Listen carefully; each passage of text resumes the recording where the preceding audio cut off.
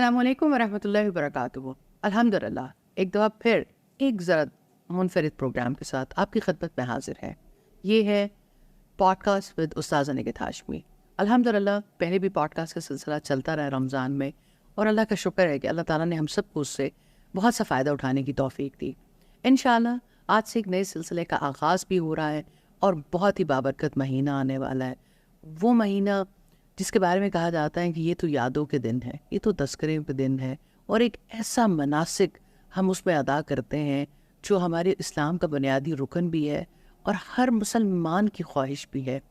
جب سے وہ پیدا ہوتا ہے، جب وہ شعور کی آنکھ کھولتا ہے، جب وہ اپنی عملی زندگی میں آتا ہے، تو بس دل تڑپتا ہے کہ ایک بار ایسا زندگی میں ضرور آئے کہ اللہ کے حضور پیش ہو سکیں، اللہ کے گھر جا سکیں، حج کی سعادت حاصل کر سکیں۔ اور یہ فریضہ جو کہ یقیناً ان لوگوں پہ فرض ہے جو صاحب استطاعت ہیں، لیکن کوئی صاحب استطاعت ہے یا نہیں، وہ اپنے رب سے تو محبت کرنے والا ہے۔ تو یہ اسپیشل پوڈ کاسٹ انشاءاللہ، اور آج کے دن پر ہم خصوصی طور پہ بات کریں گے حج کے حوالے سے۔ جیسا کہ آپ جانتے ہیں اور نام سے بھی بڑے واضح ہے کہ it's a special podcast with استاذہ نگہت ہاشمی۔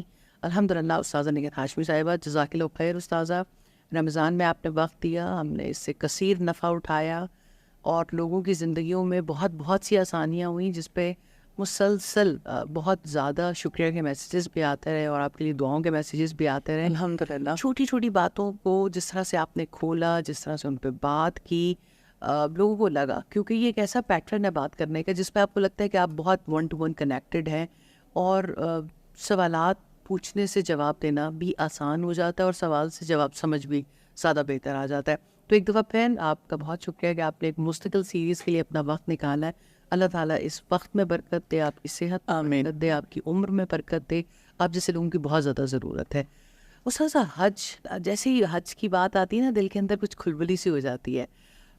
جتنی مرضی دفعہ انسان وہاں چلا جائے، پھر بھی ایک ایسا بلاوا ہے کہ جس پہ انسان تڑپتا ہے کہ ایک دفعہ پھر اللہ تعالیٰ اپنے گھر آنے کی توفیق دے دے۔ اور بات کرنا مجھے تو بہت مشکل لگتا ہے، اور میں خوش نصیب بھی اپنی سمجھتی ہوں کہ الحمدللہ مجھے اپنے گھر والوں کے ساتھ، لیکن 2 دفعہ آپ کے ساتھ اللہ تعالیٰ نے حج کی توفیق دی۔ الحمدللہ تو ہم کوشش کریں گے کہ آج جب ہم ان صحراؤں کو یاد کریں، ان مناسک کو یاد کریں، وہ مزدلفہ کی راتوں کو یاد کریں گے، وہ عرفات کے میدان کو یاد کریں گے، وہ دعائیں جو کبھی نہیں مانگنے کی توفیق ملتی، اللہ تعالیٰ وہاں وہ توفیق دے دیتے ہیں۔ وہ لوگ جو اس سال حج پر جا رہے ہیں وہ خوش نصیب، اور وہ لوگ جو زندگی میں کبھی بھی گئے ان کی یادیں آج تازہ ہو سکیں گی، اور وہ جو آنے والے برسوں میں انشاءاللہ حج پر جانے کی توفیق اور سعادت حاصل کریں گے، اللہ تعالیٰ ان کے لیے بھی اس میں بہت ساری گائیڈ لائن ہو۔ کیونکہ جب بھی میں نے آپ کے ساتھ حج کیا ہے، اور میں نے اس بات کو پایا ہے کہ ہم شاید مناسک تو سیکھ کے چلے جاتے ہیں، لیکن اس روح کو مس کر دیتے ہیں، اور وہاں پر اتنی بڑی ٹریننگ کے لیے جہاں اللہ تعالیٰ ہمیں بلاتے ہیں، بہت ساری باتیں ہوتی ہیں جو اگر حاجی نہیں سیکھ کے جاتا، اگر اس کی روح اور اس کی بنیاد پر غور نہیں کرتا، تو وہ پھر سفر جو ہے وہ ایک ٹکریں اور تھکاوٹ کا سفر ہی ہو جاتا ہے۔ حج کب شروع ہوا، اس کی تاریخ کیا ہے، یہ کیسا عمل ہے؟ فائزہ، جزاک اللہ خیر۔ بہت سی باتیں اور بہت سے معاملات اور بہت سی یادیں ہیں۔ انسان کو کتنا نفع دیتی ہیں یادیں، اور کیسے یعنی انسان ان کی وجہ سے اسی ماحول میں پہنچ جاتا ہے، کیفیت لینے کے قابل ہوتا ہے۔ مجھے حج کے حوالے سے ضرور یاد کرنا ہے عراق کو، جہاں حضرت ابراہیم علیہ السلام تھے، جہاں سے اس سفر کا سلسلہ شروع ہوا، جب ابراہیم علیہ السلام ستارہ پرست قوم میں پیدا ہوئے، جب ابراہیم علیہ السلام نے بت توڑے، جب ابراہیم علیہ السلام کو آگ میں جلانے کے لیے انتظامات کیے گئے، اور جب اللہ سبحانہ تعالیٰ کے حکم سے آگ ٹھنڈی ہو گئی، گل و گلزار بن گئی، اور جب ابراہیم علیہ السلام نے ہجرت کی اور مصر پہنچے، اور جب مصر کے بادشاہ نے سیدہ سارہ کے ساتھ زیادتی کرنے کی کوشش کی، اور جب مصر کے بادشاہ کو اللہ سبحانہ تعالیٰ کی طرف سے یہ پتہ چلا کہ یہ خاص عورت ہے اور یہی دعا کرے گی تو میں اس تکلیف سے نجات پاؤں گا جس میں مبتلا ہو گیا، اور جب اس نے سیدہ سارہ کو رخصت کیا اور ساتھ میں ایک شہزادی کو اور بہت سارے مال کو گفٹ کے طور پر دیا، پھر وہ لڑکی جو سیدہ سارہ کے ساتھ مصر میں ابراہیم علیہ السلام کے گھر پہ رہی، جب اس کے اچھے کردار کو دیکھا، پھر اللہ سبحانہ تعالیٰ نے دل میں ڈالا کہ آپ اس لڑکی کو ہبہ کر دو۔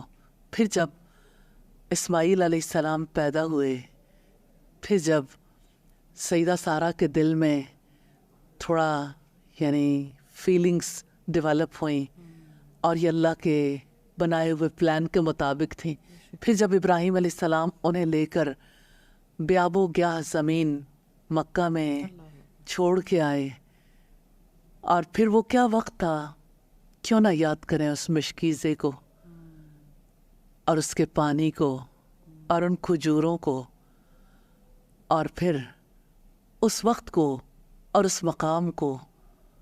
میں اس بستر کو بھی یاد کرنا چاہتی ہوں، ریت کا بستر، ریت کا تکیہ، اور میں اس محبت کو بھی یاد کرنا چاہتی ہوں جو ایک بچے کے ساتھ اس کی ماں کی تھی، اور میں اس باپ کی دل کی تکلیف کو بھی یاد کرنا چاہتی ہوں جو اپنے بیوی اور بچے کو اللہ کے حکم سے چھوڑ کے جا رہا تھا۔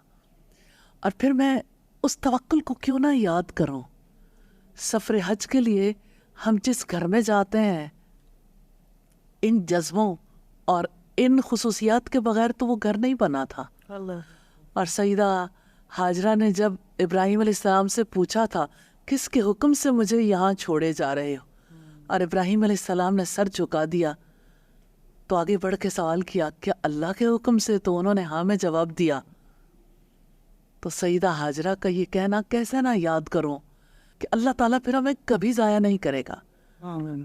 مجھے حج کے حوالے سے یہ الفاظ ہمیشہ یاد رہتے ہیں، اس سرزمین پر بھی جانے سے پہلے بھی، جا کے بھی، کہ اللہ ہمیں کبھی ضائع نہیں کرے گا۔ ریئلی آج کی دنیا جہاں ہم رہتے ہیں، جہاں اتنا ڈپریشن ہے، جہاں لوگ مینٹل ہیلتھ کے حوالے سے مسائل کا شکار ہے، کوئی انگزائٹی کا شکار ہے، کہیں جو ہے وہ تکلیف اپنی آخری سطح پہ پہنچی بھی ہے، بچے بڑے، کتنا زیادہ انہیں یاد کرنے کی ضرورت ہے۔ اللہ تعالیٰ ہمیں کبھی ضائع نہیں کرے گا۔ اللہ تعالیٰ نے ہمیں ضائع ہونے کے لیے نہیں پیدا کیا، اور مجھے ضرور یاد کرنا ہے ایک لڑکی، جوان سال لڑکی ہے جس کی گود میں بچہ ہے، اور جو اپنے شوہر کو رخصت کر رہی ہے اور یہ اعتماد دے رہی ہے کہ اللہ تعالیٰ ہمیں کبھی ضائع نہیں کرے گا، اور پھر جدائی ہے، پاس کوئی موبائل نہیں ہے، رابطہ کہیں ہو نہیں سکتا، بھوک کا عالم ہے، نہ کوئی درندہ ہے، نہ چرند پرند، نہ پانی، نہ دھرتی کچھ اگاتی ہے، لیکن وہاں تو وہ کچھ ہونے والا تھا جو دنیا کے کسی گوشے میں نہیں ہونا تھا۔ اور آپ یہ دیکھیں کہ اس سرزمین پر، اس دھرتی پر، ایک بچہ اور اس کی ماں۔ میں کہتی ہوں لوگ کیوں نہیں اس پہ غور کرتے، لوگ کیوں نہیں اسے سوچتے، ماں کا کیا رول ہے؟ عام ہے کہ قرب تو قربانی سے ملتا ہے، جی، اور وہ قربانی اور وہ یہ پہلی قربانی تھی نا، پہلی قربانی تھی۔ ہجر کی قربانی کوئی چھوٹی قربانی نہیں ہوتی۔ اور ایک ایسے جنگل بیابان میں، اور جس طرح بھی آپ نے منظر کشی کی ہے، اللہ تعالیٰ آپ کو جزائے خیر دے، ایک نقشہ کھینچا ہے کہ آپ کا بستر بھی ریت کا، آپ کا تکیہ بھی ریت کا، اور آج بھی اللہ تعالیٰ نے اس عمل کے اندر، یہ جو حج کی سعادت ہے، اس کے اندر یہی بات پنہا رکھی ہے کہ اگر اللہ کا قرب چاہتے ہو تو قربانیاں تو دینی پڑے۔ اور پھر اب دیکھیں حج پہ جانے والوں کے لیے سب سے بڑی پرابلم یہ ہو گئی، مائنڈ سیٹ۔ وہ کہتے ہیں ہمیں کیسا گروپ ملے گا، فیسلٹیز کیسے ہوں گی، کھانا کیسا ہوگا، باقی معاملات کیسے ہوں گے، اور گلے شکوے اور بہت کچھ۔ پھر کیسے نہ یاد کریں اس ماں اور بچے کو جو صحرا میں تنہا چھوڑ دیے گئے تھے۔ اللہ اکبر، اس وقت بھی اللہ اکبر ہی تھا۔ سیدہ ہاجرہ کا کھجوریں کھاتے رہنا، پانی پیتے رہنا، بچے کو دودھ پلاتے رہنا، پھر سب کچھ ختم ہو جانا، اور پھر ان کا دیوانہ وار صفا اور مروہ پہ جا کے پانی کو تلاش کرنا، کوئی ہے، یقین تھا نا دل کے اندر، جانتی تھی کوئی انسان نہیں ہے، پھر بھی اللہ سبحانہ تعالیٰ پر بیلیف تھا کہ وہ ہمیں کبھی ضائع نہیں کرے گا. یہ بلیف کتنا امپورٹنٹ ہے. پھر اب دیکھیں کہ میں کیسے بھول جاؤں زمزم کو، 7 چکر کاٹے تھے، اور کیسے اللہ سبحانہ تعالیٰ نے وہ پانی دے دیا. مجھے وہ پانی بہت زیادہ اچھا لگتا ہے، مجھے اس پانی سے بہت محبت ہے، اور میری محبت تب بہت زیادہ بڑھ جاتی ہے جب میں اس کو کہتی ہوں، سوچتی ہوں، امیجن کرتی ہوں کہ وہ ہماری ماں کا پانی ہے. اللہ سبحانہ تعالیٰ نے وہ پانی جب یعنی عطا کیا، زمزم کا پانی، حضرت اسماعیل علیہ السلام بلبلا رہے تھے اور فرشتے نے آ کے اپنی ایڑی ماری یا پر مارا اور چشمہ پھوٹ نکلا. اور پھر آپ دیکھیں کہ وہ پانی جس کے کنارے وہ بیٹھی تھی اور قبیلہ بنو جرہم کے لوگ وہاں سے گزرے، اور انہوں نے یہ کہا تھا کہ ہم یہاں رہائش رکھ سکتے ہیں، اور سیدہ ہاجرہ کا یہ کہنا، مجھے ان کی فراست پہ بہت حیرت ہوتی ہے. آج ویمن امپاورمنٹ کی کتنی باتیں ہوتی ہیں، کیا دنیا میں کوئی ایسی عورت، کوئی ایسا مقام بھی موجود تھا یا ہے کہ ایک اکیلی عورت صحرا میں ہے لیکن اتنی باشعور ہے، اپنے رائٹس کو اتنا پہچانتی ہے کہ ٹھیک ہے آپ یہاں آباد تو ہو سکتے ہو لیکن پانی پر میرا حق ہوگا. سنگل ریسورس ہے، یہ سرزمین حج ہے، یہاں اللہ کا گھر بننا ہے. کیا سکھانا چاہتے تھے؟ تو اب ڈبیٹ ہی پڑی ہے، عورت تو اکیلی، اور مطلب اس کے اوپر اتنی ڈبیٹ ہے، اور اللہ تعالیٰ نے ایک اتنی اپنے گھر کی بنیاد ایک اکیلی عورت کے توسط سے رکھوائی. جی، اور گھر کی بنیاد بھی، اور آپ اگر دیکھیں تو اس بلد امین کی بنیاد، اور وہ ایک ایسی عورت، یعنی آج کوئی دنیا کا شخص نہیں کہہ سکتا کہ اگر کوئی اپنی بیوی کو تنہا جنگل میں چھوڑ آئے تو مجھے وہ شخص بھی نکال کے دکھائے. اچھا، مجھے ویسے بڑی حیرت ہوتی ہے جب ہم کہتے ہیں کہ اچھا عورتوں کو جو ہے وہ ٹرانسپورٹ کی سہولتیں دے دیں، ان کو امپاورڈ کر دیں، ان کو نوکریاں دے دیں، امپاورڈ کر دیں، ان کو دو طرف ہے، ایک یہ والی بات ہے، دوسری یہ بات ہے عورت تنہا نہیں جا سکتی، عورت یعنی دوسرا عورت تو بس ایسا لگتا ہے کہ ایک بہت اس کو مجھے لگتا ہے کہ جیسے دریا کے 2 دھارے ہوتے ہیں نا، 2 کنارے ہوتے ہیں جو آپس میں کبھی نہیں ملتے. ایک طرف وہ لوگ ہیں جو بالکل یعنی فطرت سے بھی نکال دینا چاہتے ہیں، جی بالکل، دوسری طرف وہ لوگ ہیں جو فطرت پر چلانا چاہتے ہیں لیکن یہ ہے کہ اپنے کانسیپٹ کے تحت، اپنا کانسیپٹ جب بیچ میں شامل ہو جاتا ہے تو ریالٹی گم ہوتی ہے نا. تو اس میں کبھی کوئی لفظوں میں گم ہو جاتا ہے، کبھی کوئی مطلب مختلف چیزوں میں بہت ساری سفر میں جتنا دیکھتی ہوں اللہ تعالیٰ نے ایک ایک چیز کو سنت بنا دیا، مثال بنا دیا. ہم صحیح کو دیکھیں، ہم زمزم کے پینے کو دیکھیں، ہم ان چکروں کو دیکھیں. آپ ذرا امپاورمنٹ تو دیکھیے، ہاں، اور ایک دنیا بھر میں بنا دیا. دنیا بھر میں وہ کون سی ایسی پروڈکٹ ہے جو ہر ایک کے ہاتھ میں ہر زمانے میں پہنچے؟ وہ زمزم ہی ہے. اور جی وہ زمزم ہے. کوئی مسلمان کسی خطے میں رہتا ہے، آپ اس سے یہ سوال پوچھنے کہ آپ نے کبھی زمزم پیا ہے تو وہ کہے گا جی ہاں. جی، وہ غریب ہے یا امیر ہے اس سے کوئی تعلق نہیں ہے. جی بالکل. اور آپ یہ دیکھیں کہ حج کے مناسک میں دیکھیں، صفا مروہ کی صحیح ہے. آج اگر دنیا میں بہت سارے جھگڑے ہیں، میں ان پہ بات نہیں کرنا چاہتی، لیکن ہمیں قرآن و سنت سے الگ نہیں ہونا کہیں بھی، ہم نے اسی کی اتباع کرنی ہے. لیکن یہ ضرور دیکھنا ہے کہ آخر اللہ سبحانہ تعالیٰ نے صفا مروہ میں ایک عورت کے عمل کو اتنا زیادہ ویٹیج کیوں دیا؟ مرد بھی صفا مروہ کی صحیح کرتے ہیں، خواتین بھی کرتی ہیں، اور کہیں بھی یعنی کسی کے دل میں کوئی ایسی بات نہیں آتی کہ ہم عورت کے پیچھے چل رہے ہیں یا عورت کو جو ہے وہ فلاں مقام دے رہے ہیں. لیکن آپ یہ دیکھیں کہ کتنے اعمال ہمارے ایسے ہیں جہاں پہ یہ بات سامنے آتی ہے کہ عورت عورت کے پیچھے ایسا کر لیں گے، یہ کیسے ہو سکتا ہے؟ تو مجھے لگتا ہے کہ ہمیں تھوڑا سا ریالٹی کی گراؤنڈ پہ کھڑے ہو کر دیکھنا چاہیے. عقل آتی ہے، عورت کے فیصلے ایسے ہوتے ہیں، مطلب یہ ایک سو کال میں تو ہم اس نہیں، میں ایک عام معاشرے کی بات کر رہی ہوں، اور یہ اس کے ایسنس کو سوچتے ہی نہیں کہ اللہ تعالیٰ نے جس کو کہا، القرا، اس کی بنیاد ایک عورت سے رکھا ہے. کا مطلب ہی روٹ ہے. روٹ ہے، تو جو آپ کی روٹ ہے کو کیسے اس کے بارے میں آپ کے دل میں کیوں وسعت نہیں ہے؟ گھبراہٹ ہے ہر طبقے میں. جی. اور ویسے کسی حد تک گھبراہٹ یعنی اگر دیکھا جائے تو درست بھی ہے. مجھے لگتا ہے کہ اس کے اوپر جو ہے وہ زیادہ کھل کے کسی اور موقع پر بات کریں گے انشاءاللہ. لیکن مجھے ضرور یہ کہنا ہے کہ اس گھر کی آباد کاری کے لیے اور اس سے پہلے، یعنی اس گھر کی بنیاد سے بھی پہلے، اس سرزمین کے بارے میں جب اس کی آباد کاری کا ڈیسیژن ہو رہا تھا، وہ ڈیسیژن کس نے لیا؟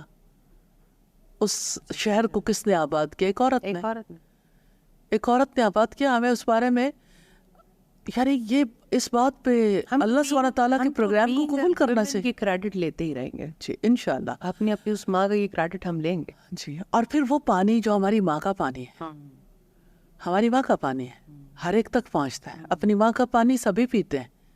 عورت سے نفرت کیوں کرتے ہیں؟ عورت کو کمتر کیوں سمجھتے ہیں؟ اپنی ماں کے پیچھے صفا اور مروہ کی صحیح ہم کرتے ہیں. عورت کو ہم کمتر کیوں سمجھتے ہیں؟ اور پھر آپ دیکھیے کہ جس وقت یعنی سیدہ ہاجرہ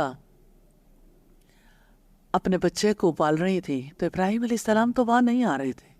مجھے ضرور یہ بات آپ کے سامنے بھی رکھنی ہے، سب کے سامنے.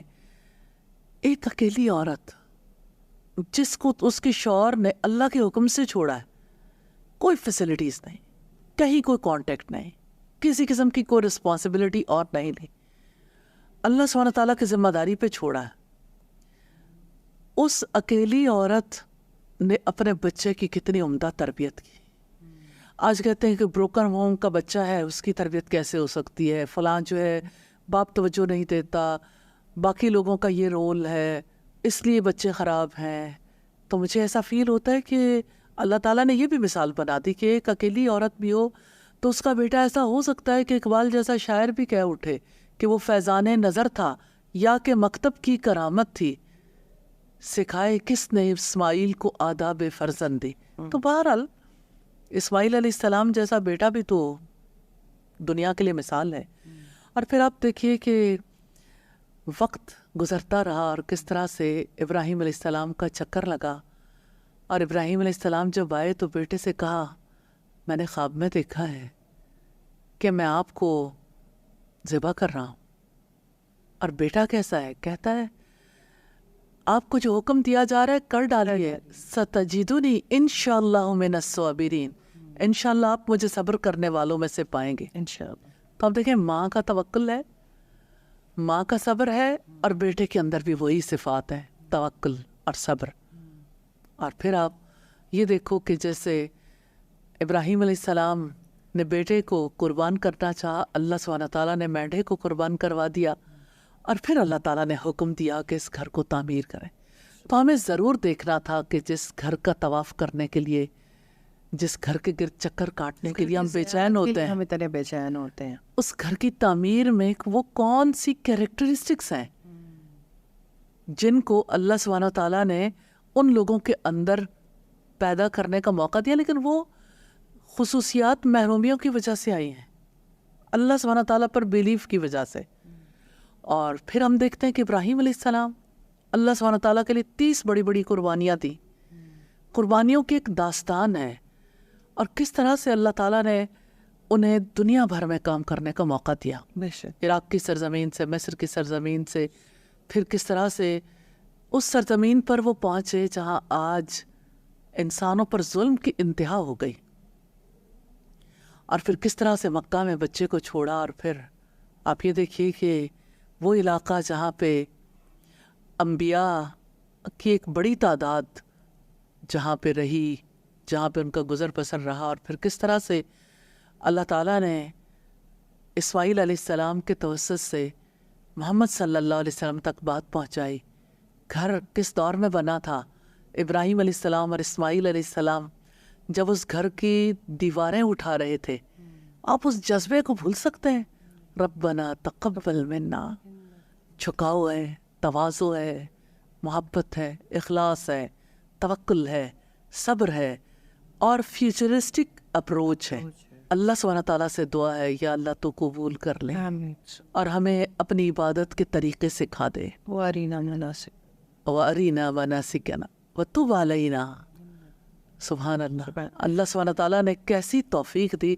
تو یہ میں چاہتی تھی کہ حج کے سفر سے پہلے یہ سفر جو عملی طور پر کر رہے ہیں وہ بھی اور جو ذہنی سفر کر رہے ہیں وہ بھی سب اس بات کی طرف توجہ ضرور کریں کہ اللہ سبحانہ تعالیٰ نے اپنا گھر بنوانے کے لیے کس طرح سے یہ اپنی تقدیر میں فیصلہ کیا اور کس طرح کی تدابیر پھر اختیار کی گئیں اور کس طرح سے جب گھر تعمیر کیا تھا تو جذبے کیا تھے. پھر کیسے ابراہیم علیہ السلام نے دعا کی تھی کہ ہمارے رب انہی میں سے رسول مبعوث کر دے جو انہیں تیری کتاب کی آیات تلاوت کر کے سنائے، جو انہیں کتاب اور حکمت کی تعلیم دے اور ان کے نفوس کا تزکیہ کرے. سوچیں کتنے ہزار سال کے بعد دعا پوری ہوئی، لیکن دعا کہ گھر کی آباد کاری تو اللہ سبحانہ تعالیٰ کے توسط سے ہی ممکن ہوگی. جو کرنے کا کام ہے وہ ضرور کریں گے. اور اللہ سبحانہ تعالیٰ نے بھی انہیں یہی حکم دیا، ان سے عہد لیا تھا کہ میرے گھر کو طواف کرنے والوں، اعتکاف کرنے والوں، رکوع اور سجدہ کرنے والوں کے لیے پاک رکھو. اس کی صفائی ستھرائی، اس کی پاکیزگی اور اس کی یعنی مانوی اور عملی پاکیزگی دونوں طرح کا خیال رکھو. حالانکہ ابھی وہاں پہ یہ سلسلہ شروع نہیں ہوا تھا. پھر اللہ سبحانہ تعالیٰ نے حکم دیا کہ لوگوں میں حج کا اعلان کر دو. اور اللہ سبحانہ تعالیٰ کی پاور ہے کہ کس طرح اللہ سبحانہ تعالیٰ نے اس آواز کو ہر علاقے تک پہنچا دیا. یوں سفر حج شروع ہوا اور ہر علاقے سے لوگ آنے لگے. جزاک اللہ خیر استاذہ، بہت ہی خوبصورتی سے آپ نے اس کو ایکسپلین کیا اور ہمیں بالکل اس ماحول میں جانے کا موقع ملا. انشاءاللہ یہ سفر تو جاری رہے گا، لیکن بس وقت ختم ہو گیا.